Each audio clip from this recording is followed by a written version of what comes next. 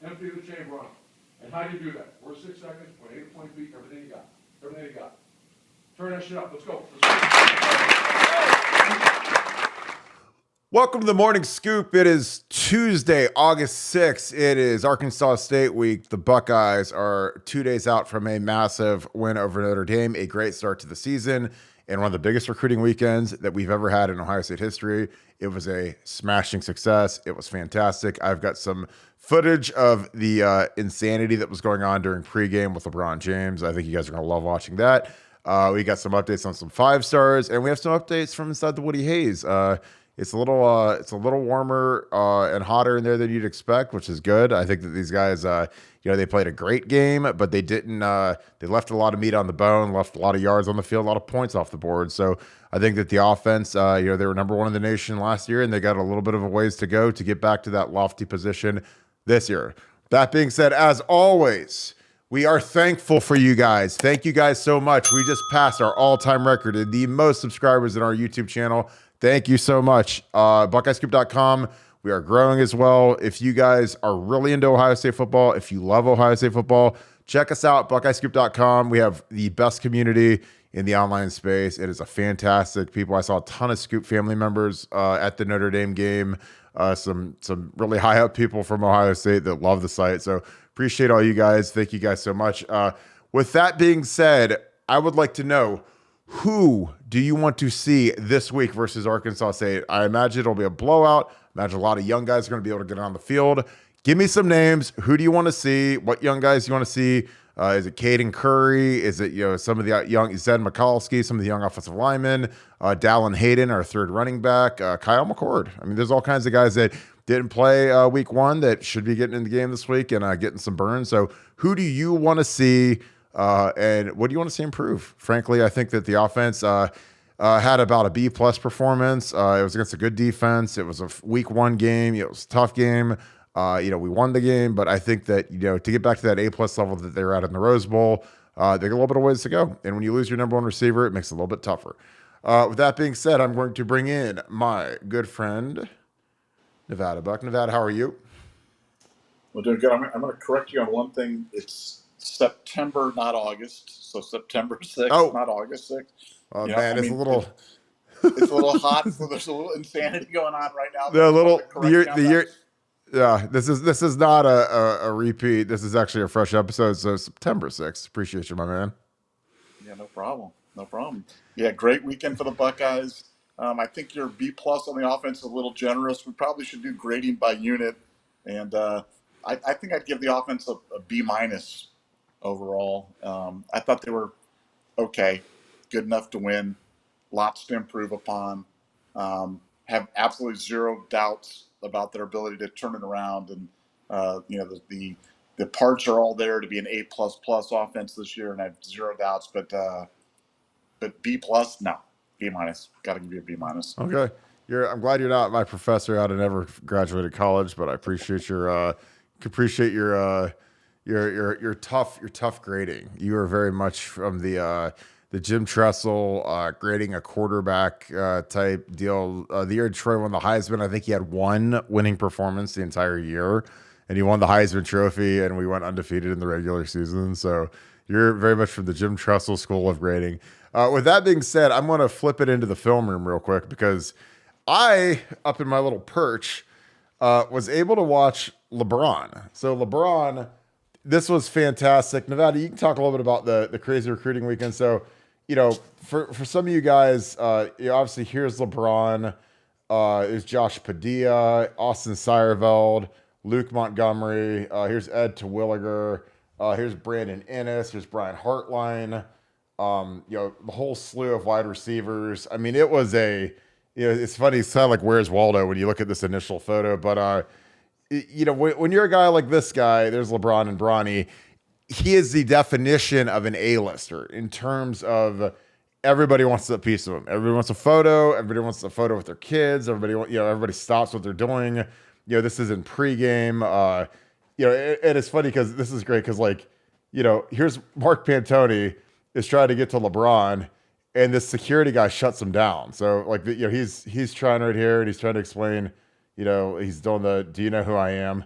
The guy's like, no, you're not allowed over here. The cop, this cop is just running interference, and then he starts backing everybody away because the Golden Domers are getting ready to run out. So they're backing up Luke Montgomery. And, Luke Montgomery is the one person that actually had a ton of access to LeBron because he played on his AAU travel team, which was cool. You could tell like he's known him and Bronny for a long time. So this was just fascinating to watch because you could tell that Ohio State was trying to amplify the experience. Like here's Mateo, obviously our 5-star from Bosco, who was in Keon Keeley. I mean, it's like everybody wanted to see LeBron because he's LeBron. This is how it is. Like here the Domers are getting ready to come out, so you got the guys making the little pathway here.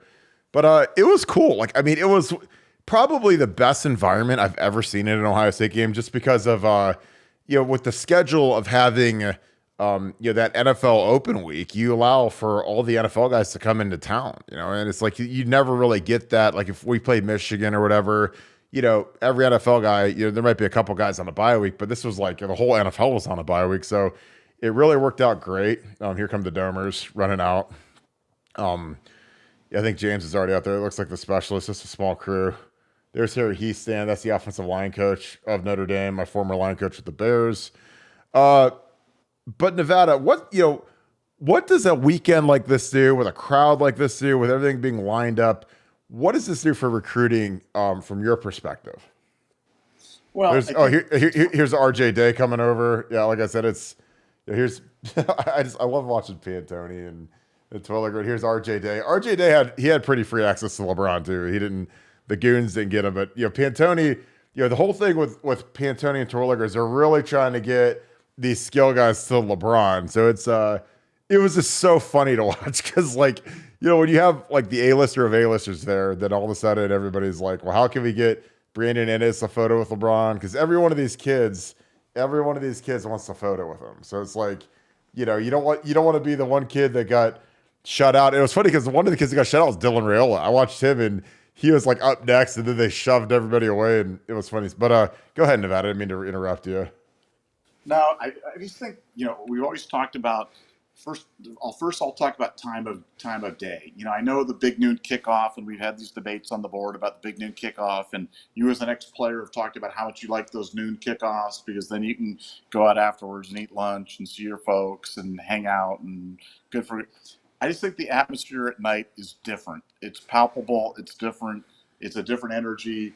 The idea of the world, the eyes of the world, college football world being on you from a recruiting standpoint is terrific. And I think it outweighs any of the negatives about time of game or when you get time with Ryan Day or going out afterwards. I just think that these night games, you just cannot replace this kind of atmosphere. And then to layer into that, the celebrity of celebrity in terms of LeBron and specifically the sports celebrity of celebrities, and the fact that he's an Ohio State fan, love him, hate him, however you feel about LeBron, it's just great for Ohio State to have him there at these games and to have him there wearing, sporting the Ohio State gear and cheering for the Buckeyes and doing his thing. That never hurts with recruits. And I think the overall theme that I've heard from inside the Woody Hayes, from outside the Woody Hayes about this weekend was this weekend was about almost perfect execution. They'd had a little bit of issues the last time they had a large group in, where they had issues about people getting time with Ryan Day, who felt they got more time, who felt they got less time, how the time was allocated. And I think that they pulled it off this weekend in terms of getting the kids in when they needed to, staying on schedule, not making anybody feel left out. I think the execution on this weekend was perfect, and I think you'll see the results of that will bear fruit not only in the short term but in the long term. I think this is going to be a big weekend for Ohio State. Yeah, and here's Antonio Pittman, a couple of Akron kids here. Antonio obviously went to Akron Bookdale, graduated in 04, so he's a year younger than LeBron. LeBron gives him major love. You saw a second ago Brian Hartline.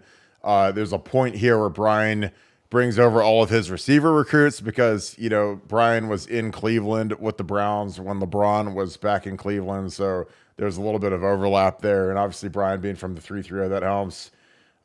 Shelly Smith's coming over, but it's fascinating to watch because, he's got to be on all the time. Here's Pitt, Pitt's getting on with the kids because it's not just like everyone wants a photo with him, but then it's like, hey, get a photo with my kids too. And then multiply that by, 500 people. This is, I mean, I took the video for 30 minutes and he probably takes 200 photos, I bet. And it was just like, oh my God. Like, it's like, God bless him because, he is like, he's an A-list celebrity and everybody wants a piece of him. But, I never envisioned, like, of all the things I could imagine LeBron James wearing to an Ohio State game, an Ohio State hockey jersey is not really one of the things that I was projecting. But what'd you think of that? LeBron is in the hockey gear. What'd you think of that, Nevada? It's your hockey guy. Well, yeah, hockey gear's hot right now. It's like hockey gear's No. hot, and not a lot of people didn't know this, but the last year Ohio State women's hockey team won the national championship for the first time, and I'd like to say that was kind of a tip of the hat to that, but I think it was more of a fashion statement. But hockey gear's cool, like you can't always wear the basketball jersey, and older guys like myself, I'm not going to be sporting the basketball jersey walking around or something, but a hockey jersey, a little different than a football jersey, still looks really cool, and I think that's the clear fashion statement going forward. So this is why Brian Hartline is the best recruiter in the United States of America right here, because he gets his guys the photo with LeBron. So here comes Ennis, here comes the crew, all these are big time guys, JJ Smith. I mean, all the, they all get the dap, they all get the little photo. This is like Notre Dame's running out on the field. And, the thing about this is like, you have to be so on point. You have to be so time sensitive because, there's a big clock up on the scoreboard and it'll say like, 65 minutes till kickoff. And Brian knows that like the receivers are going to come out for warmups, at 60 or whatever the number is. They write the number on the grease board inside the locker room.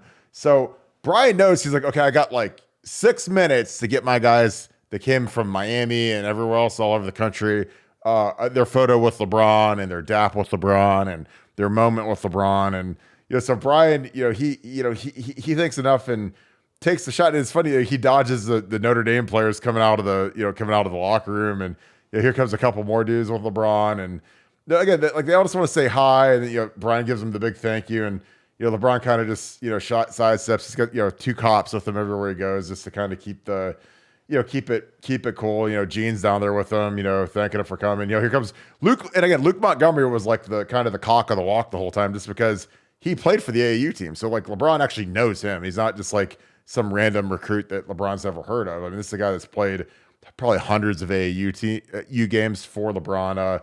But no, it was really cool. Like, again, I don't know why I was just like, but this is like, I kept seeing like things happen. I was like, man, I got to keep videoing this. So I'm sitting there videoing it, and it was just, I didn't have a tripod. And so like I had to like flex my arm a little bit sometimes because I was holding my camera for so long. But he just, he's always going to be on because like every recruit comes up and there's a ton of donors down there that wanted photos and donors' kids. And it's just nonstop. But it's pretty cool. Like I said, you get LeBron at a game about once every 3 or 4 years, and it's going to be a big game, and it's going to be early in the season generally, so that it works with the schedule. Here comes RJ Day again. But, it was pretty cool. But yeah, you, Nevada, I know that you'd basically equal signed JJ Smith a couple months ago. It sounds like he's going to be in the boat now. I think we're going to get him and JoJo Trader.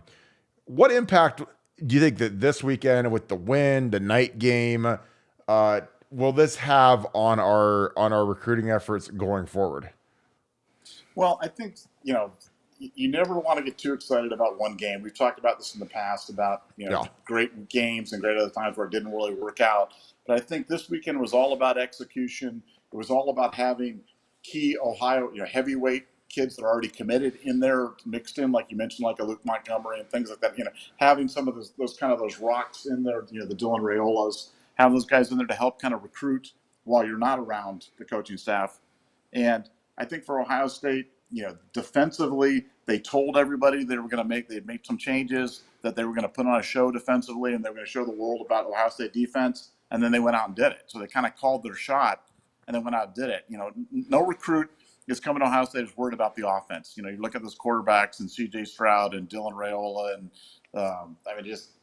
you have zero questions that if you're a skill guy that you're going to, get your touches. But the defense, I think there's been some legitimate questions about the direction of the defense, about the effectiveness of the defense, and about, who's the staff and what's going on and what type of changes. And I think Knowles answered all those questions. Like I gave a B- to the offense, I'm giving a solid A to the defense. I'm not going to give him an A+ just because it wasn't a shutout, but that was an A performance all the way around. And all those defensive recruits saw that, and stuff like that makes an impact because they all want to get to the league. They all want to know that they're going to be well coached. They all want to know that they're going to play in a great system. And they saw all of those things on display on Saturday night, and I think it's going to play big dividends for the Buckeyes.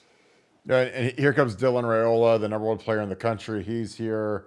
He gets brought over. You get the recruiting guys again. Here's Dayton Raiola, his younger brother. Everyone's like I said, everybody's trying to get to Braun. Here comes Perry Eliano. I'm telling you, it's a different world. And LeBron, he's got some female student athletes from Ohio State down there on the field.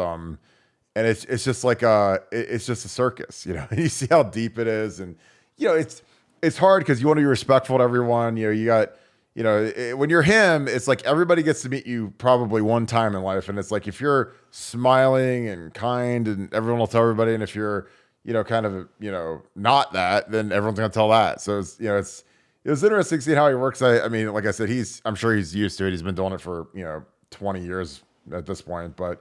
These guys are waiting. I wish they would have ran interference and said, hey, this is the #1 player in the country, so let's run a pick and roll and get him into the screen here. But, he's, in a few years when Dylan's playing for the Cowboys, I mean, LeBron will probably be his biggest fan. So it's all good. But, yeah, like I said, it was a great atmosphere. I thought that Ohio State did a great job. I think that obviously it helps when LeBron shows up because it amplifies everything. Just makes it that much better. Here comes, again, the crowd of the O linemen, Padilla and Seyerveld, and like Luke's this kind of Luke's the guy that is the ringleader of the class, and he's the guy that knows LeBron, so he can kind of cut in and do his thing and get Josh Padilla a photo and get Austin Seyerveld a photo and say, oh, this is Keon. No, here's Keon Keeley, so he's the 5-star out of Tampa. He's saying, hey, Luke said, hey, he's got to be a Buckeye. He just decommitted from Notre Dame. He can't go to Bama. Can you dap him up and help us out here? So, again, Luke being the ringleader, it's fantastic watching it. But, and again, I don't know if this will do anything. He might still go to Bama. He's still crystal ball to Bama, but, it doesn't hurt. Luke, of course, being the ringleader, getting the photo. And it's just funny because, when you've got that relationship built in from playing AAU ball for his team, you're the guy that can kind of cut through the crowd and do it all. And then all these other kids. And it's funny because he jumps in and gets a photo. And then Dylan is next in line, and he comes over here to get the photo and he's sliding over here and LeBron dips, so I'm sitting there. I was like, oh my God, don't dip on Dylan. I was like, that's the one kid we got to get a photo with. He's the #1 player in the country. So, of course, I don't know. It was just funny to me. Here's, Gene's like, hey, our team's got to warm up. So it's we got to get the herd of people off the field that are congregating around LeBron. So LeBron kind of boogies on out of there. But it was, again, it was fun watching the circus because, the circus doesn't come to town very often. But when it does, it's always amusing to watch. So we'll wrap this up. I mean, it's funny. I still have another 20 minutes of this, which is amazing because you'd think that, there isn't any more. But, here's... I don't know. It was fun to watch because, you see, as good of a recruiting list as we've ever had. LeBron's in town. And plus, I haven't even talked about all the NFL guys that were there. Ezekiel's in town, Chase Young, Terry McLaurin, Joe Burrow. I mean, you literally have an NFL Pro Bowl team. There's, obviously Ryan Day's getting some love from LeBron and RJ. And again, that's just something that, it's cool to see. Again, it's good LeBron comes back because all these kids love LeBron. So, when you've got a guy like that who can show up and flex and rock the Ohio State logo, it helps. And, you got Perry Eliano, giving him some love and dapping up, his kid and his dad and whatever. And, then the DBs come out because they're getting ready to actually warm up and play a football game. The circus has to slow down for a second. So, it's always exciting when you see, this kind of thing going on during the game, during warm-ups. And, like I said, it's a different environment. And you're right. The night game does do a huge amount to the atmosphere. As a player and a coach, selfishly, I love noon games just to get done earlier. And the players and coaches always have to sit in the hotel all day, and it sucks. You don't get to walk around and tailgate or, eat hot dogs and bratwurst. Like you have to like lay around and get ready to go. So, but we're gonna wrap this thing up, Nevada. Any final thoughts? Big recruiting weekend. We got a little bit of a breather in the schedule, but what are your thoughts going forward over the next 2 weeks when we got a little bit of a lighter fare in terms of opponents? Well, I think people need to stay tuned to BuckeyeScoop.com. Get some big updates on this weekend coming from Bill Green and from the Oracle. So if you want to have the latest on the five-star recruiting weekend, we've got some big names percolating, some big things that could be happening at any time. Check it out at BuckeyeScoop.com, and we'll see you on the message board. Yeah, it's interesting when you watch the safeties warm up and you've got, Court Williams actually warms up before Lathan, which is funny. And, he played one snap, and Lathan's probably going to be our new starting strong safety after his effort. And, Josh Proctor's in the first group with Ronnie Hickman, and, he got the hook after about 5 plays, which was, again, I always feel like there's some ulterior thing going on when a guy gets pulled that early after one mistake. So I don't know if there was a lapse in focus during the week. He had a bad week of practice. He did something silly in meetings, but to get the hook that quick, I mean, there just has to be something else. I could be dead wrong, but it's just I've been around it, I've seen it, I've smelt it, and I kind of know like what it is. So it'll be interesting to see going forward what the rotation is. If Lathan starts week 2, which could happen. And I'm also going to be interested to see if there's any depth chart adjustments for Jack Sawyer and JT Malone. Those two played the most snaps. I think that they should be the rightful starters, and I think it's it's time to go. But I'm gonna wrap this thing up because I could watch this for another 20 minutes, which would be pretty hilarious. With that being said, as always, thank you guys. We appreciate you guys. Our content has been very dynamic. It has been so exciting to be on BuckeyeScoop.com. We have been grinding for you guys, getting the information, the intel that you guys want. So join BuckeyeScoop.com. It's the best premium membership you can get if you want inside information on Ohio State. I'm going to have Bill Green on tomorrow. We're going to talk about the impact on the recruiting weekend. We're going to talk a little bit about how, the atmosphere, the win, some of the aftermath on Sunday with the meetings with the players and the coaching staff, how it all went. We're going to dig up that intel tomorrow. It was a holiday today, so a lot of those kids are traveling back. But what a great weekend for Ohio State, and it's going to be a huge week here for Arkansas State to hopefully get on them early and build some depth towards the end of the game and get some of these young guys in here and burn some red shirts and see what we can do. So with that being said, as always, thank you so much, Buckeye Nation.